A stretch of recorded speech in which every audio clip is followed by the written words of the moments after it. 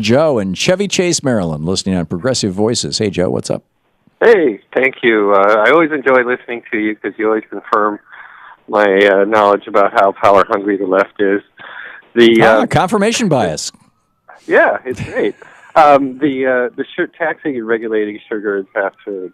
Another classic example of liberal economists who don't understand economics. So let me ask you a simple question then.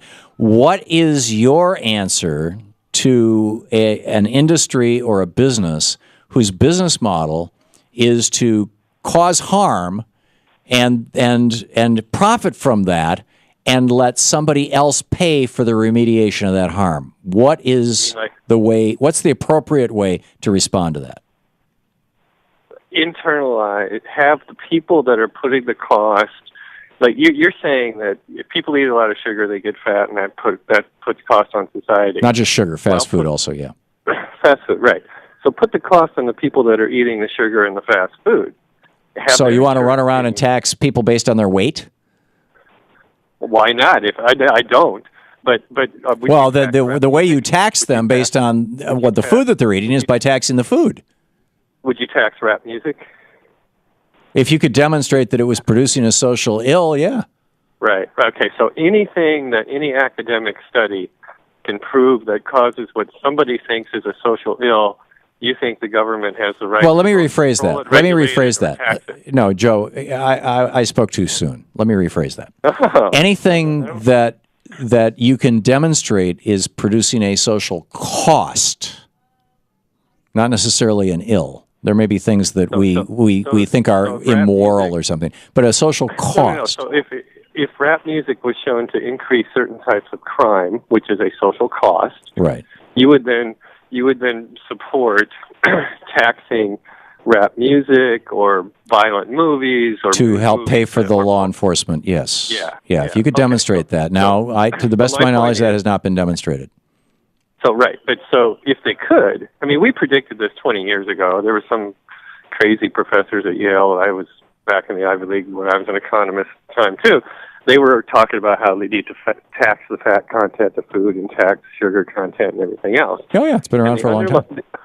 Yeah. The underlying assumption is the government should be able to control absolutely every aspect of your life, and all that matters is if you can somehow show something you do. No, Joe, your premise is wrong. When you predicate a statement with a false predicate, everything that follows becomes irrelevant. You said the government should be able to control every aspect of your life. I'm not saying that. I'm saying that when an industry or a company has a business model that causes a cost to society, that society has not just the right, but the obligation to recover that cost from its source. Every study I've seen shows that if people don't get enough sleep at night, they are less healthy, and that puts a cost on society. Should the government be able to tax people if they don't get enough sleep at night? If there was an industry or a business, why is it an industry? That's business model. Why are you? Let me finish my sentence. If there was an industry or a business whose business model was to do something that caused people not to get a good night's sleep, and you could demonstrate that there was a cost associated with that, yeah, I would say, what's the cost associated with that, and how do you tax that? Sure. Why do you focus on a business? If I decide to watch TV and so maybe. If I decide to watch all the late night TVs and lose sleep, so either you should tax me because I'm not sleeping. No, you're taxing yourself. Or you should tax. No, you're taxing yourself. You're being less productive. If you're less productive as a consequence of your TV watching behavior, that's your problem. Then that's not an externality. You don't understand what an externality is. If all the cost is on me, there's no externality. And you're saying that's my point. Individuals don't produce externalities; businesses do. They do too. They do too. Well, it's not an externality because you are producing your own cost. You're not externalizing it. You are paying for it yourself. If you're less productive, your income's going to go down. If you're not sleeping enough, you're going to die earlier. No, if I don't sleep, I become sick, and if the right, and you are suffering the direct results of it. In other words, you are experiencing the tax. If I decide to eat fast food, then I am suffering the direct effect of. That's correct. You are paying your own tax.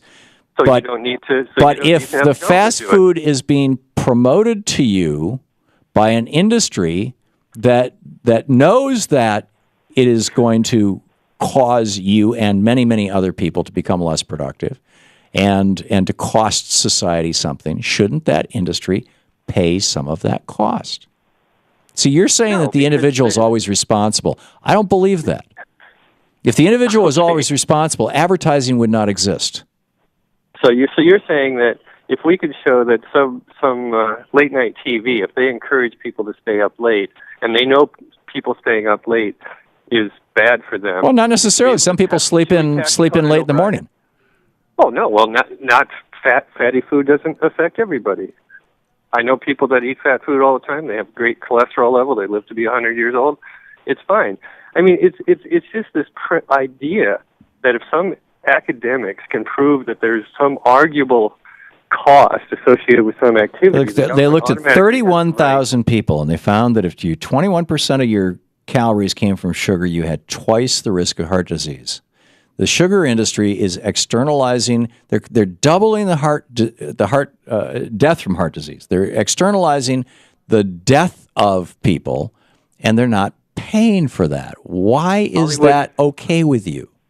Hollywood is then externalizing their violence, crime, and everything like that. If you can prove that, Joe, I mean, I know the theory. I get the theory, but I've not seen the proof of it. There are countries where violent movies are around, in profound levels, and they don't have levels of violence. Violence seems to be more associated with inequality than it does with violent movies. And there, again, I refer you to Wilkins and Pickett's research over at equalitytrust.org.uk.